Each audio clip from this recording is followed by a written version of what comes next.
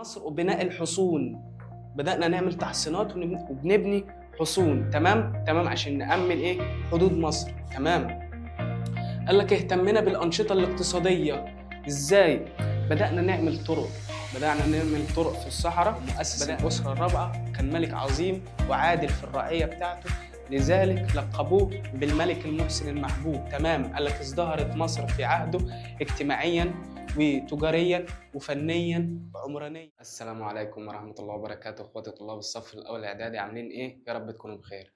احنا ولله الحمد خلصنا الوحدة الأولى اللي كانت بتتكلم عن جغرافية أفريقيا من حيث الموقع والمساحة، واتكلمنا عن الكشوف الجغرافية اللي حصلت في أفريقيا، واتكلمنا عن مظاهر السطح اللي كانت موجودة فوق سطح أفريقيا، زي الهضاب، زي الجبال، زي السهول، وزي الجزر. واتكلمنا عن نهر النيل والحضارات القديمة في أفريقيا، زي حضارة مصر القديمة، وزي حضارة كوش اللي في السودان، وزي حضارة أكسيوم اللي كانت موجودة في أريتريا وإثيوبيا، وزي حضارة قرطاج اللي كانت موجودة في تونس. بإذن الله معنا النهاردة مع التاريخ والوحدة الثانية اللي بتتكلم عن تاريخ مصر القديم، تاريخ مصر القديمة. طيب هنبدأ منين وإيه اللي هيحصل؟ قبل أي حاجة عايزك تسمي الله وتصلي على رسول الله عليه أفضل الصلاة والسلام. نبدأ الدرس. قال لك إن مصر التاريخ القديم عدى بمراحل كتير وعصور كتير، وعصور كان فيها ازدهار ونهضة، وكانت مصر فيها متفوقة، أو الحضارة ساعتها كانت متفوقة، وعصور كان فيها اضمحلال وكان فيها ضعف. فالمؤرخين قسموا العصور دي على فترات. تمام. هنبدأ بأول حاجة وهو العصر العتيق. العصر العتيق يعني ايه عتيق يا مستر؟ اقول لك دي اقصى حاجه احنا توصلنا لها. بمعنى ايه؟ بمعنى دي هيقول لك مثلا متعتقه بقى لها 20 سنه، بقى لها 30 سنه. فكل ما كانت متعتقه اكتر كل ما كان الزمن بتاعها اطول. فقال لك العصر العتيق ده هو اول عصر عرفنا فيه مصر المتوحده، او مصر اللي هي جزء واحد. ليه؟ لان قبل العصر العتيق مصر كانت بتنقسم لجزئين، جزء في الشمال، مملكة في الشمال ومملكة في الجنوب، فكانت بتنقسم لقسمين. تمام. فجالي واحد اسمه الملك مينا أو الملك نعرمر، ده كان موجود في الجنوب، تمام. فقال لك قال لك أنا عايز أوحد مصر وتبقى مصر متوحدة، أوحد الشمال والجنوب. فوحد الشمال والجنوب وبقت مصر كتلة واحدة، بقى دولة بنطلق عليها مصر. تمام. يعني مصر في الأول كانت منقسمة على نصين، على جزئين، جزء في الشمال وجزء في الجنوب. فجي واحد اسمه مينا أو نعرمر، الملك نعرمر أو الملك مينا ده، قال لك أنا عايز أوحد مصر اللي في الشمال ومصر اللي في الجنوب وتبقى هي مصر واحدة اللي احنا عارفينها دلوقتي، اللي فيها الصعيد وفيها اسكندرية وفيها سينا، فبقت مصر دولة واحدة. تمام. فقال لك إن العصر العتيق هو عصر البناء والتأسيس. ليه؟ علشان احنا وحدنا مصر، بنينا دولة من كتلة واحدة اسمها مصر. طيب احنا قلنا ان العصر العتيق ده هو اقدم حاجه احنا توصلناها، يعني اللي هي البدايه، لسه بندوس ستارت وبنبدا وبنسمي الله. تمام. فاحنا لما بنيجي بنعد او بنيجي نبدا من الاول بنبدا من بنبدا من واحد. تمام. بنبدا من واحد، بعده اتنين، بعده تلاته، بعده اربعه، يبقى واحد واتنين. العصر العتيق ده بيتكون من اسرتين. تقدر تقول لي ايه هما؟ أكيد هتبقى الأسرة الأولى والأسرة الثانية، لأن دي بداية التاريخ المصري القديم. يبقى قال لك العصر العتيق بيشمل أسرتين، هما الأسرة الأولى والأسرة الثانية. يبقى بنبدأ من رقم واحد واثنين، أسرة أولى وأسرة ثانية. تمام. ده العصر العتيق. تمام.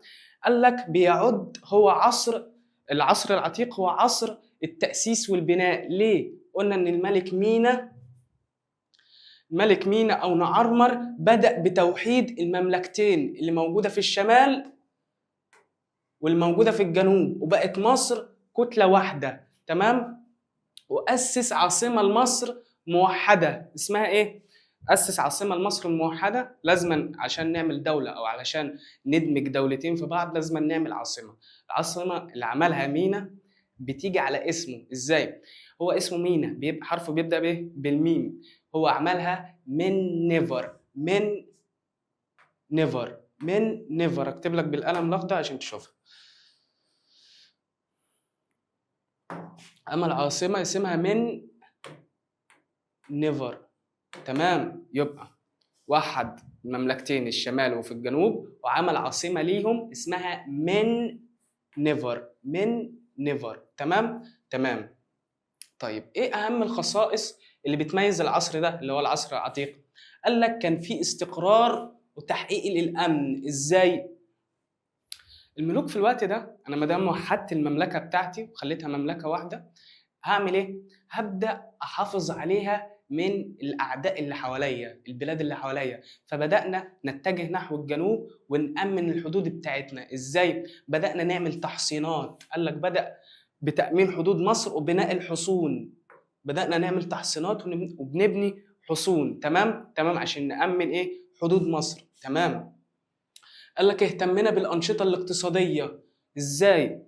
بدانا نعمل طرق، بدأنا نعمل طرق في الصحراء، بدأنا نأمن الصحراء علشان الناس اللي معاهم قوافل أو الناس اللي بتتاجر ما يطلعوش على الصحراء ويطلع عليهم إيه؟ قطاع طرق. فقطاع الطرق دول هياخدوا منهم بضاعة، فمين اللي هيتأذي؟ الاقتصاد بتاعنا، مش هيبقى في حد بيتاجر ولا الكلام ده كله، تمام؟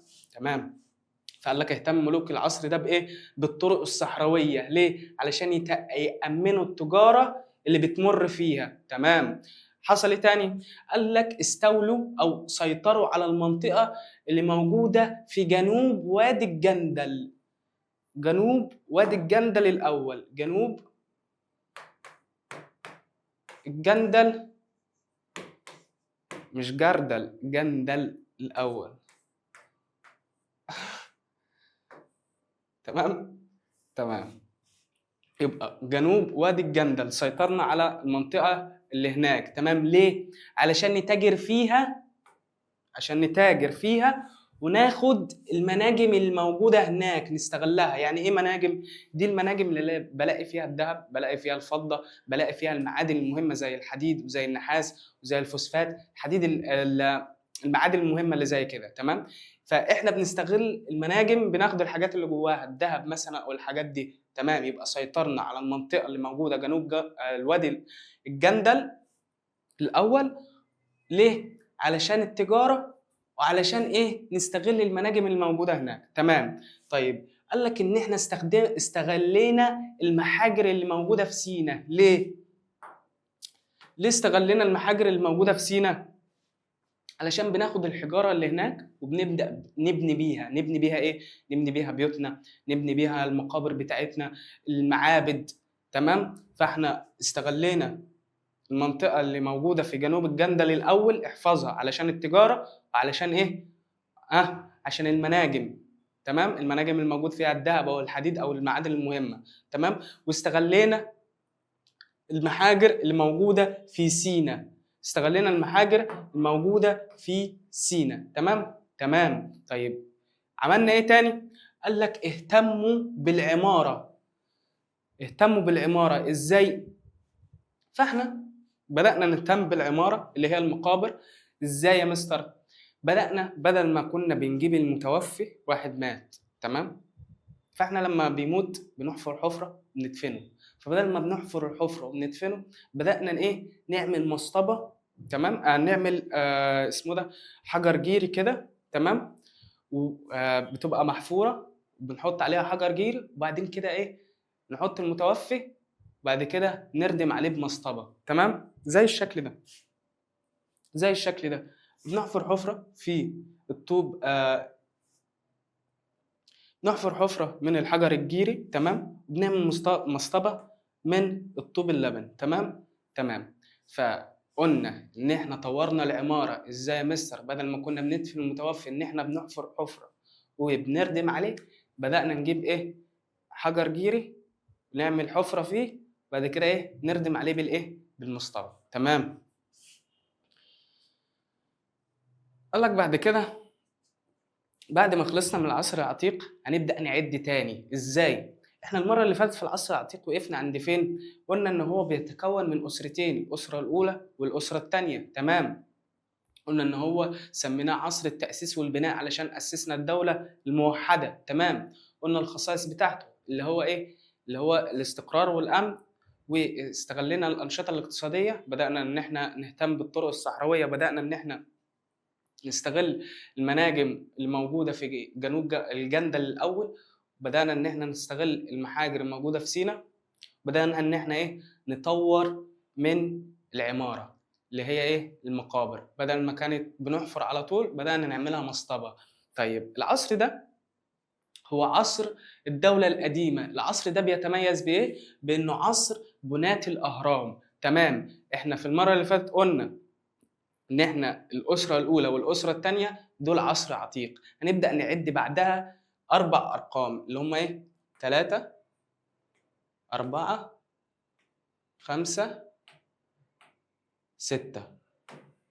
الاربعه دول مهمين قوي. ليه؟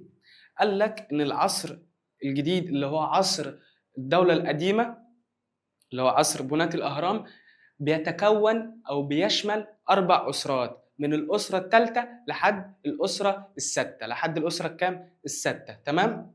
يبقى بيتكون من الاسره الثالثه والرابعه والخامسه والسادسه. تمام. طب احنا ليه سميناها مصر بعصر بناة الاهرام؟ ليه؟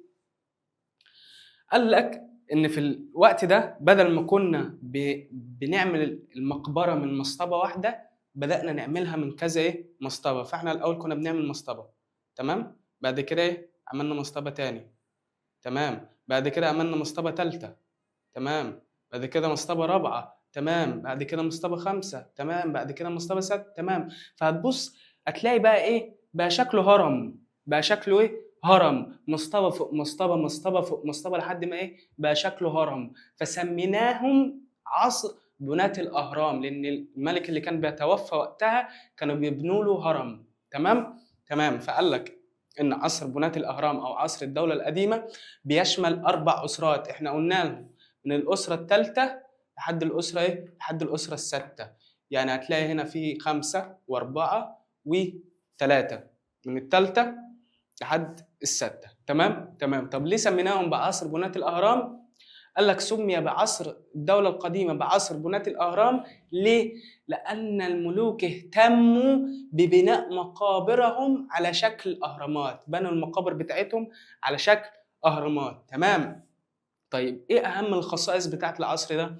قال لك العصر ده ساد فيه الاستقرار، مصر كانت مستقرة. تمام. قال لك اتطورت فيها فن العمارة. ازاي؟ قلنا بدل ما كنا بندفن المتوفي على مصطبة واحدة، بقينا بندفنها على كذا مصطبة، لحد ما وصلنا لهرم الملك زوسر المدرج. هرم الملك زوسر المدرج. تمام.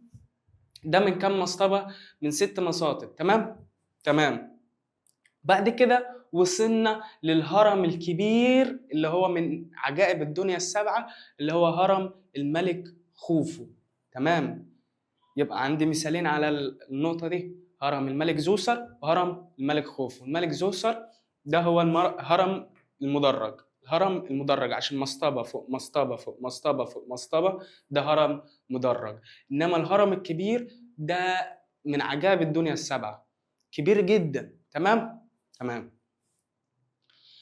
طيب ده بيدل على إن الناس دي كانت متقدمة في العمارة، تمام، متقدمة في الهندسة، تمام، متقدمة في الفلك. يبقى ده بيدل على تقدم المصريين القدماء في في العمارة والهندسة والفلك، إن هم يبنوا حاجات عظيمة زي دي، وحاجة تتصنف إن هي من عجائب الدنيا السبع. فأكيد الناس دي عبقرية في الهندسة وفي العمارة وفي الفلك.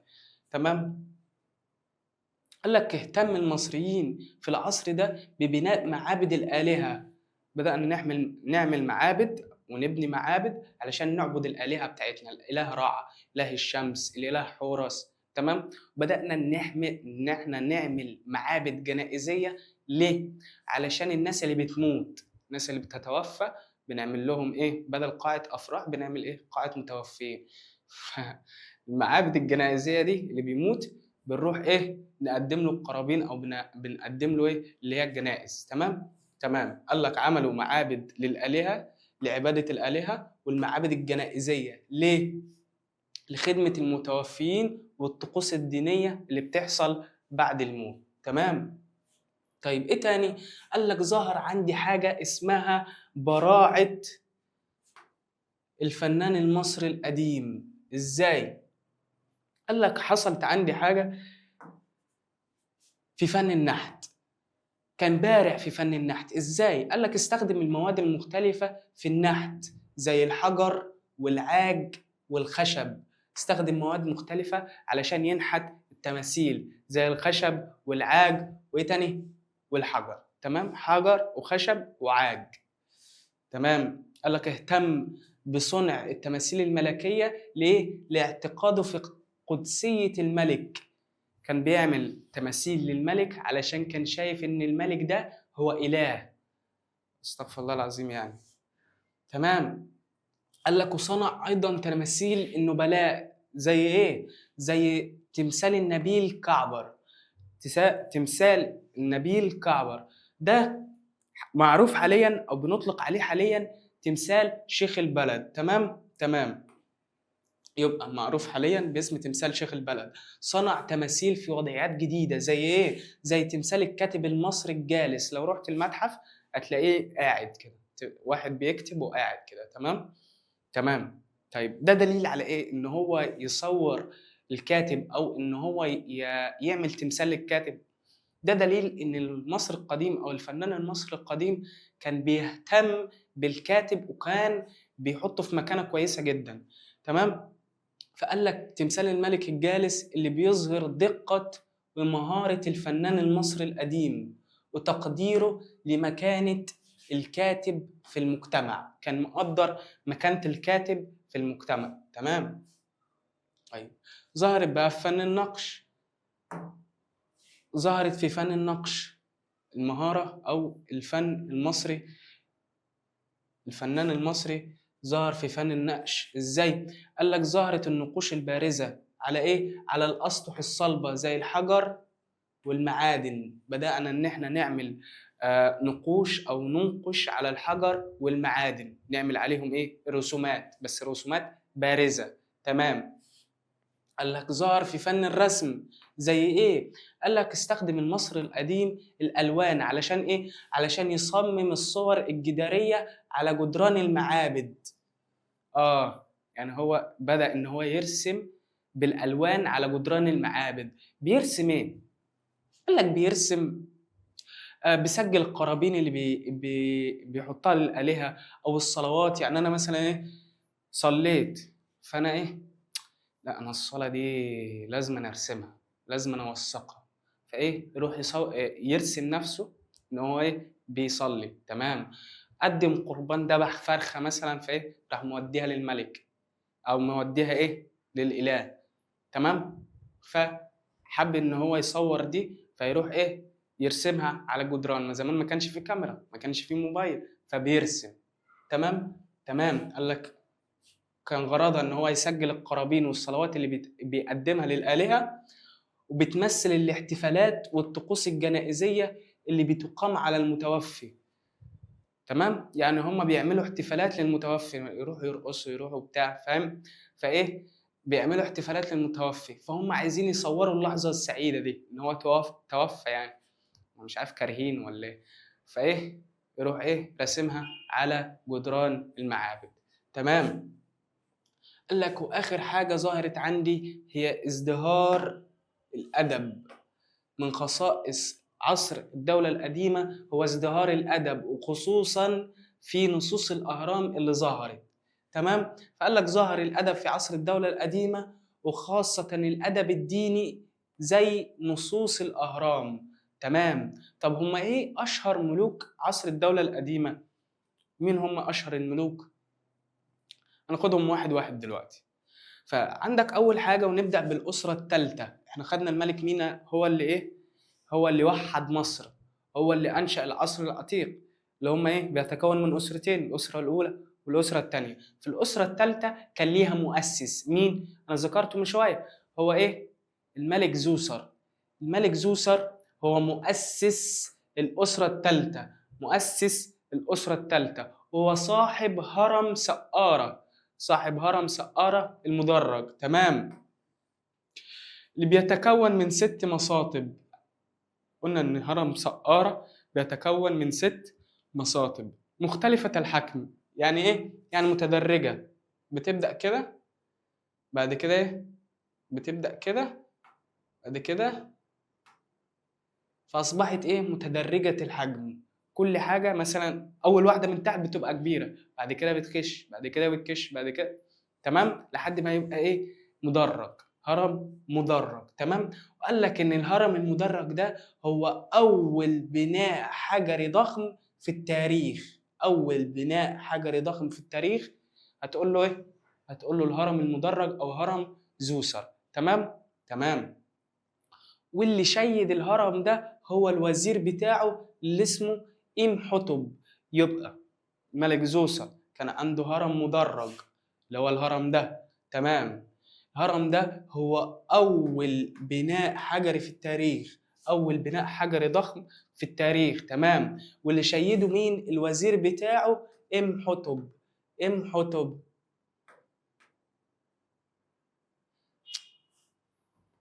الوزير إم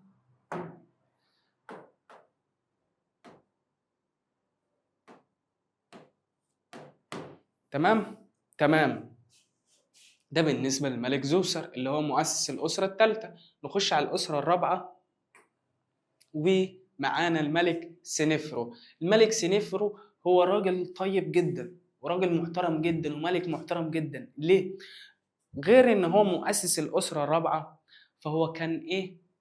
كان عادل وكان محبوب، فسموه، ادوله اللقب بالملك المحسن المحبوب. كان راجل عادل، كان ملك عادل في الشعب بتاعه، ما كانش بيظلم حد. تمام. وعشان كده سموه الملك المحسن المحبوب، المحسن المحبوب. تمام. تمام.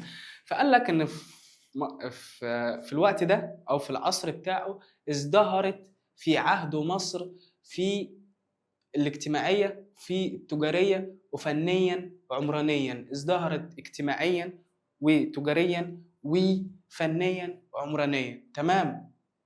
من أهم الأعمال اللي عملها في الوقت ده إن هو أرسل حملة لجنوب مصر في الحدود الجنوبية في الجنوب. ليه؟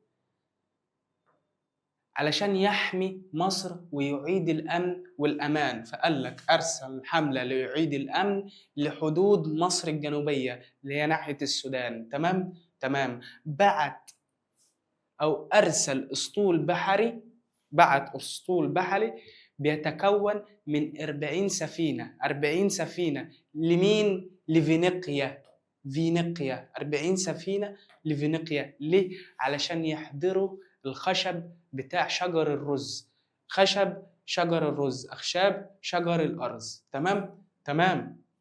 ده بالنسبة للملك سنفرو. قلنا الملك سنفرو هو مؤسس الأسرة الرابعة، وكان ملك عظيم وعادل في الرعية بتاعته، لذلك لقبوه بالملك المحسن المحبوب. تمام. قال لك ازدهرت مصر في عهده اجتماعيا وتجاريا وفنيا وعمرانيا. تمام. قال لك أهم الأعمال اللي عملها إن هو أرسل حملة ليعيد الأمن إلى حدود مصر الجنوبية، وأرسل حملة مكونة من 40 سفينة إلى بلاد فينيقيا علشان يجيب إيه؟ أخشاب شجر الأرز. تمام. نيجي بعد كده للملك خوفو، وهو تاني ملوك الأسرة الرابعة. تاني ملوك الأسرة الرابعة. الراجل ده هو ميسي أو رونالدو على حسب أنت بتحب مين. الأسرة الرابعة. راجل عظيم، وهتشوف عظمته إن هو بنى أو شيد الهرم الكبير اللي موجود على هضبة الجيزة، وده بيعد عمل معماري هائل. ليه؟ لأنه من أحد عجائب الدنيا السبعة، ما فيش كلام. تمام؟ ده بيدل على عبقرية المصري القديم. الهرم الكبير ده أو الهرم اللي هو شايده بيدل على عبقرية المصري القديم. تمام. وازدهرت في عهد التجارة الخارجية لمصر خاصة مع بلاد فينيقيا. أول ما يقول لك تجارة اعرف إن هو بيتكلم عن بلاد إيه؟ فينيقيا. أول ما يقول لك تجارة اعرف إن هو بيتكلم عليه بلاد فينيقيا. تمام؟ تمام. يبقى الملك خوفو هو تاني ملوك الأسرة الرابعة. قلنا إن هو كان راجل عظيم جدا ومن أعظم ملوك الأسرة الرابعة. ليه؟ وفي أهم أعماله إن هو شايد الهرم الأكبر اللي موجود فين؟ على هضبة الجيزة. طيب هو ليه أعظم ملوك الأسرة الرابعة؟ قلنا إن هو بخلاف إن هو كان شايد الهرم الكبير اللي هو هرم خوفو، فهو عمل إيه؟ في عهده ازدهرت التجارة مع بلاد فينيقيا. التجارة كانت مزدهرة. تمام؟ تمام. نيجي بعد كده على ابنه الملك خفرع. الملك خفرع عمل إيه؟ قال لك هو صاحب الهرم الأوسط. إحنا قلنا إن في 3 أهرامات وأبو الهول. ده خوفو وده خفرع ده منقورة. تمام؟ ولا لك أبو الهول. تمام؟ مش لازما. ولا لك أبو الهول. ده خوفو الهرم الكبير. الهرم اللي في النص اسمه إيه؟ خفرع اللي هو بتاع الراجل ده. تمام. قال لك هو صاحب الهرم الأوسط. تمام. أمر بنحت تمثال أبو الهول. أمر بنحت تمثال أبو الهول. تمثال أبو الهول ده لو بصيت له هتلاقي الراس بتاعته راس إنسان والجسم بتاعه جسم أسد. طب ليه يا مستر؟ قال لك إن هو صوروا الراس بتاعته في إن هي راس إنسان علشان يدل على الحكمة، علشان يدل على الحكمة، يدل على إيه؟ على العقل والحكمة، لأن الإنسان ربنا فضله عن جميع الكائنات بالعقل. تمام؟ وخلاه ذكي بيفهم. فقال لك بيظهر براس إنسان اللي هو تمثال أبو الهول، وده بيدل على العقل والحكمة. تمام؟ طيب ليه جسم أسد؟ قال لك ده بيدل على القوة، وجسم أسد علشان يدل على القوة. تمام؟ تمام. يبقى هو صاحب الهرم الأوسط. عمل أو بنى هرم أو تمثال أبو الهول اللي بيظهر براس إنسان وجسم أسد. راس إنسان بتدل على الحكمة والعقل، وجسم أسد وده بيدل على إيه؟ بيدل على القوة. تمام؟ تمام. طيب قال لك إن الفن النحت في الوقت ده وصل للقمة بتاعته. ليه؟ لأن المصري القديم استخدم كل الحاجات الصلبة اللي ممكن إيه؟ ينقش عليها أو ممكن يرسم عليها. زي إن هو استخدم حجر الديورايت. ده صعب جدا إن أنت إيه؟ إن أنت تنقش عليه أو ترسم عليه. فده ما غلبش على المصري القديم. يعني تروح فين؟ العالم دي كانت سبقانة بكتير جدا. تمام؟ فقال لك لأن الفنان المصري القديم استطاع إن هو يستخدم أصلب أنواع الحجر. كان بينحت على أصلب أنواع الحجارة. زي إيه؟ زي حجر الديورايت. تمام؟ تمام. طب هتقول لي فين الملك منقورع؟ أقول لك الملك منقورع هو تولى الحكم بعد أبوه الملك خفرع، وشيد الهرم الصغير اللي هو بجوار هرم خوفو وخفرع منقورع. الطول بتاعه بيبلغ 66 متر. 66 متر. دي معلومة إسرائيلية مش عليك على المنهج. تمام؟ طيب حصل بعد كده إن في نهاية الأسرة الرابعة ظهر عندي أو كان موجود إله الناس بتعبده في الوقت ده. كان اسمه الإله رع، وهو إله الشمس. الإله رع ده كان ليه كهنة أو يعني إيه؟ الكهنة دول بمثابة شيوخ. تمام؟ بس مش الشيوخ بتاعتنا، يعني هما كهنة. تمام؟ الكهنة دول كان ليهم رئيس. الرئيس ده كان اسمه إيه؟ كان اسمه أوسر كاف. طيب إيه اللي حصل يا مستر؟ اللي حصل إن الكهنة في الوقت ده بدأ النفوذ بتاعهم بيعلى. النفوذ بيعلى لحد ما أوسر كاف قدر إن هو إيه؟ يسيطر على حكم مصر. يسيطر على حكم مصر.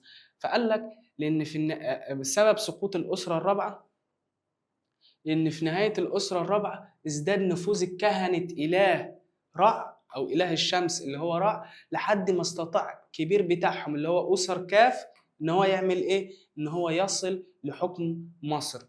وساعتها أسس أسرة وهي الأسرة الخامسة. تمام؟ فنيجي للأسرة الخامسة، والمؤسس بتاعها هو الملك أوسر كاف. يبقى الملك أوسر كاف هو مؤسس الأسرة الخامسة، مؤسس الأسرة الخامسة. تمام يا مستر؟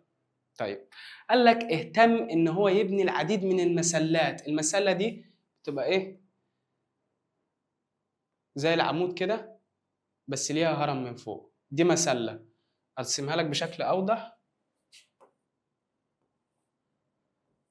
قال لك ده عمود، تمام؟ هي بقى ليها هرم من فوق، دي مسلة، تمام؟ اهتم ان هو يشيد او يبني المسلات الضخمة، تمام؟ وبقى بنى معابد الشمس المكشوفة، ودي موجودة في أبي صير اللي موجودة في الجيزة. يبقى بنى معابد مكشوفة من فوق، بنى معابد مكشوفة من فوق. ليه؟ علشان يعبدوا الإله رع، علشان يعبدوا الإله رع اللي هو إله الشمس. يبقى اهتم ببناء العديد من المسلات الضخمة ومعابد الشمس المكشوفة في منطقة أبو صير في الجيزة. أبي صير اللي موجودة فين؟ في الجيزة، تمام؟ قلنا المسلات هو عبارة عن أعمدة حجرية ضخمة بتنتهي بشكل هرم صغير، وكانت بتقام تكريما للإله رع اللي هو إله الشمس، تمام؟ نيجي بقى للملك أناس وهو آخر ملوك الأسرة الخامسة. فقال لك الملك أناس هو آخر ملوك الأسرة الخامسة، بيعد هو أول واحد كتب نصوص الأهرام على جدران المقابر بتاعته، أو على جدران المكان اللي اتدفن فيه، أو الهرم اللي اتدفن فيه. طب هي إيه نصوص الأهرام يا مستر؟ هقول لك نصوص الأهرام دي الملوك أو الملكات اللي كانت بتتوفى كانت بتأمر إن هي إيه تترسم على المقبرة بتاعتها نصوص الأهرام. أيوة يا مستر، برضه معرفتش هي إيه لازمتها. اقول لك لازمتها ان هم كانوا بيعتقدوا ان النصوص دي بتحميهم بعد ما بيموتوا، فما بيدخلوش النار، تمام. فقال لك هو اول واحد كتب نصوص الاهرام على جدران حجرة الدفن اللي اتدفن فيها في داخل الهرم بتاعه. ليه؟ قال لك لحماية الملك في الحياة الآخرة، في الحياة الآخرة يعني في الآخرة، في القيامة، تمام. طيب، قال لك لماذا انتشرت كتابة النصوص الأهرام بعد ذلك بين الملوك والملكات؟ ليه؟ لأنها كانت بتحمي الميت، بتساعده في الحياة الأخرى. هم كانوا بيعتقدوا كده، بيعتقدوا إن هي بتحمي الميت وبتساعده في الحياة الأخرى، تمام؟ أو في الآخرة يعني. طيب، إيه أهمية نصوص الأهرام؟ إيه الأهمية بتاعتها يا مستر غير إن هي بتحمي الميت؟ أقول لك الأهمية بتاعتها إن هي عرفتني المصري القديم كان بيعبد إيه، وكان معتقد المعتقدات بتاعته إيه، وكان معتقده إن هو لما يموت هيحصل له إيه، تمام؟ فقال لك لأنها أمدتنا بالكثير من المعلومات المهمة عن المعتقدات الدينية للمصريين القدماء، تمام. فحصل بعد كده إن في نهاية عصر الدولة القديمة وفي نهاية الأسرة الخامسة كان في ملك اسمه الملك بيبي الثاني. الملك بيبي الثاني هو كان بيبي فعلا. ليه؟ لأن في آخر العهد بتاعه وفي آخر العصر بتاعه بدأ إن هو النفوذ بتاعه يقل، ونفوذ الحكومة بتقل، ونفوذ حكام الأقاليم بيزيد. نفوذ حكام الأقاليم بيزيد، تمام. فقال لك قلت نفوذ الحكومة أو النفوذ الحكومة المركزية، وزادت نفوذ حكام الأقاليم، تمام. فحصل بقى بعدها إن الحكومة ما بقتش بتهتم بالبناء الاقتصادي، أو ما بقتش تهتم بالمشروعات الاقتصادية. فالعبء أو الحمل كله راح على مين؟ على الفلاح المصري الغلبان. بقى بيزرع، بقى بيحصد، بقى أي حاجة بيعملها الفلاح، تمام. وفي الآخر بيشتم، بيقول له يا فلاح، تمام. فإيه اللي حصل؟ اللي حصل إن الناس ما بقتش مستحملة اللي بيحصل، والفلاحين ما بقوش مستحملين، العبء كله عليهم. فبدأوا إن هم يعملوا ثورة، بدأوا إن هم يعملوا ثورة، صاروا على الملك وعلى النظام وقتها. وبدأ عندي عصر جديد وهو عصر الاضمحلال الأول أو عصر الضعف الأول. تمام؟ تمام. طيب هنرجع لها بسرعة كده. قلنا في نهاية عصر الدولة القديمة وفي نهاية عصر الأسرة الستة بالتحديد، في أواخر عهد الملك بيبي الثاني اللي قلنا إن هو بيبي فعلا. تمام. اتدهورت أحوال مصر الاقتصادية والاجتماعية والسياسية وعمت الفوضى. ليه؟ كان في عندي تدهور اجتماعي وسياسي وتاني واقتصادي. ليه؟ وكان في فوضى. قلنا علشان ضعفت السلطة المركزية وازداد نفوذ حكام الأقاليم. سلطة الملك والحكومة قلت، وسلطة حكام الأقاليم اللي هم المحافظين والناس